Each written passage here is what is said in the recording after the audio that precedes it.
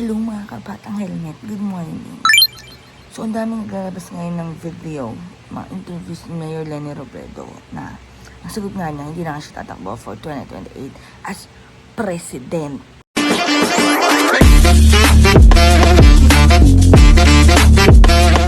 Pero ito lang yan mga kabatang helmet. O sige, nandun na tayo sa point na if yun talaga yung desisyon ni Mayor Leni Robredo, wala naman tayo magagawa kundi respetuhin yun.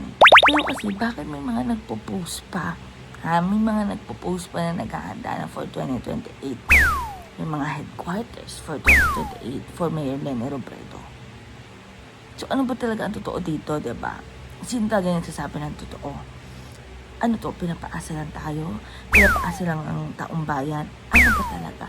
Pero ito lang malinaw sa akin dito mga kabatang helmet. Kung ano man ang maging desisyon ni Mayor Leni Robredo, ni VP Leni for 2028, alam ko na yun yung mas makakabuti para sa taong bayan, yun yung mas makakabuti para sa bansang Pilipinas, at yun yung sa tingin ko na gagawin niyang desisyon dahil dun siya mas makakatulong.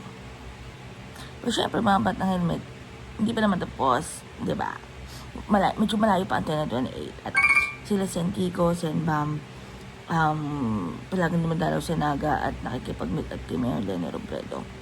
Ang masasabi ko na talaga, abangan natin yung talagang formal na pagsasabi ni Mayor Leni Robredo na hindi na siya tatakbo for president sa 2028. And besides, yung mga interviews niya regarding din dyan, sabi nga niya parang halo siya silang plaka na syempre diba, pero sinabi din naman niya kapag may calling talaga na para dun siya and yung destiny na talaga yung magdadala, no choice siya kundi tumakbo sa president, ganyan. Pero ito nga mga kabatang helmet, today is the day, 2 p.m. the Vice President on trial. So sabay-sabay natin abangan si Mary Grace Piatos. Kung ngayon lalabas si Mary Grace Piatos at kung mayroon talaga Mary Grace Piatos. Pero ayan, comment yun ako naman sabi nyo dyan. Basta, sa mga hindi pa nakasubscribe sa amin, kalimutan i-click ang subscribe button, mag-like, mag-share, and syempre mag-comment na rin kayo. Basta, abangan nyo. Yun talaga magiging sagot ni Mayor Leni Robredo for 2028. Yung focus natin nasa trabaho, marami tayong magagawa. Siguro bawasan yung sa politika. Kasi maraming hindi nagagawa dahil ang pinaghahandaan na yung susunod na eleksyon. Kung sa akin, para sa akin, yung mga local officials dapat nakatutok sa problema ng lugar niya. Para marami siyang, yung attention niya buo. Na may pang-appointment. So siguro during the day, pag nagluwas na si appointment, apodan mo siya. Pero pangisila ako last night, pag-i-story, assume na may pang-appointment. So siguro during the day, pag nagluwas na si appointment, apodan mo siya. Pero pangisila ako last night, pag-i-istoryahan ako na, actually counselors ako ang nag-istorya.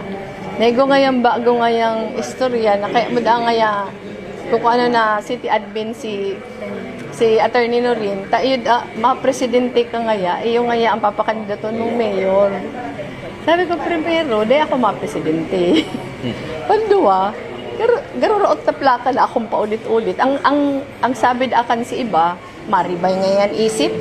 Ay, pero syempre mapuprobaranta yan pag iyo na. Ngunyan, ang speculation yaon. Pero makonsuelo lang, pag nag-rebay ngayong residence si Atty. Norin, iyo na ngayon, papakandidato na. Maribay residence, ang city admin, dapat resident ng Naga. Teka lang, may headquarters na sa QC.